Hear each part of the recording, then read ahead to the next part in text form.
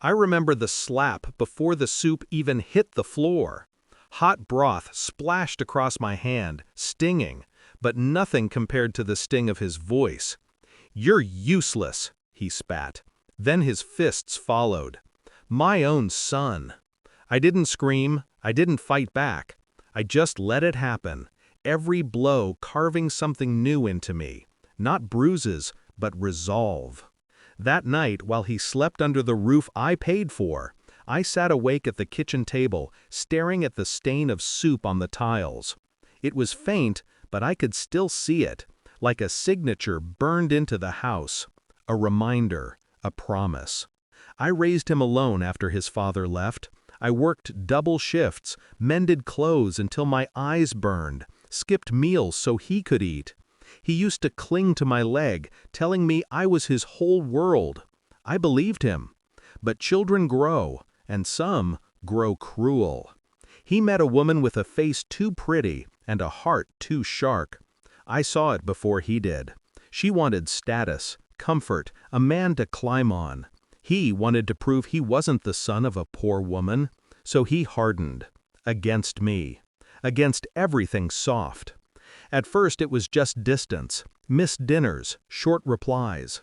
Then the shouting, then the slaps, until finally, fists. Still, I stayed silent, because silence can be sharper than words when wielded right.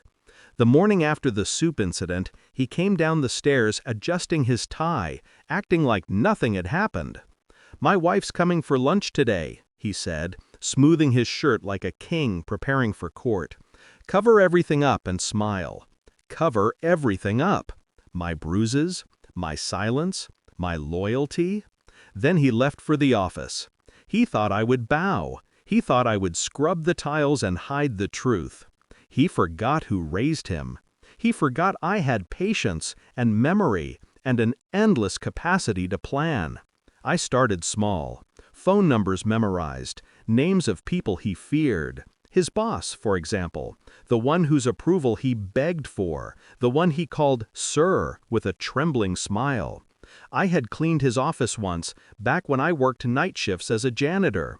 I remembered the smell of that building, the sharpness of paper and cologne.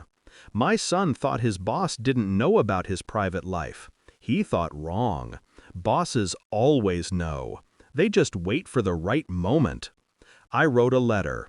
Not a wild accusation, not a mother's cry, just facts. Cold, clean, undeniable.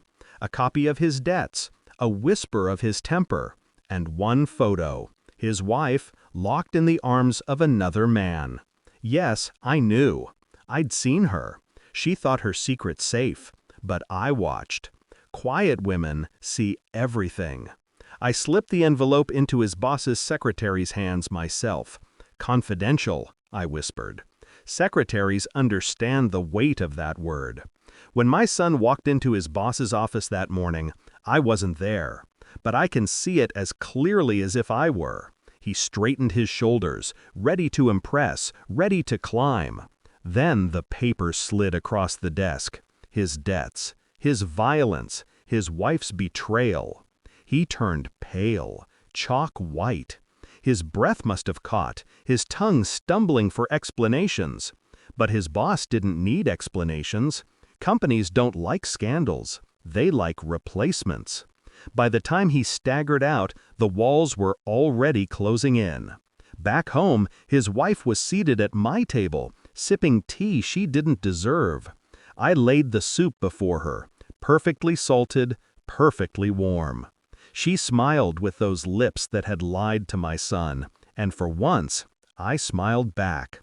Not because I liked her, but because I knew what she'd return to when she left that chair. A man unraveling. My son came home late, tie loose, eyes wild. He saw her. He saw me. He tried to hold his mask, but cracks spiderwebbed across it. "Mother," he said, voice trembling with forced calm, "what did you do?" I met his gaze, steady, unflinching. I salted the soup. That was all. No screams, no accusations. Just the truth in words he could never answer. The days after were quiet, too quiet for him. His wife stopped visiting. His job slipped through his fingers like sand. Calls stopped coming. Friends turned cold. He watched me in the kitchen sometimes as if I'd grown into a stranger, but I hadn't changed. I was the same woman who raised him, the same mother who sacrificed everything. Only now, he was finally seeing me clearly, sharp, unyielding, dangerous when pushed too far. Do I regret it? No. Regret is for those who lose. I didn't lose. I waited. I endured. And when the time was right, I moved a single piece and watched the whole board collapse. He thought strength was fists, shouting, power. He thought silence was weakness. He forgot that silence is where storms gather.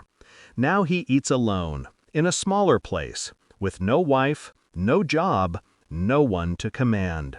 And every time he lifts a spoon to his lips, I hope he wonders if the soup will taste of salt or of betrayal. Justice doesn't always arrive with handcuffs or courtrooms. Sometimes it arrives at a dinner table, steaming, salted just right, carried by the very hands you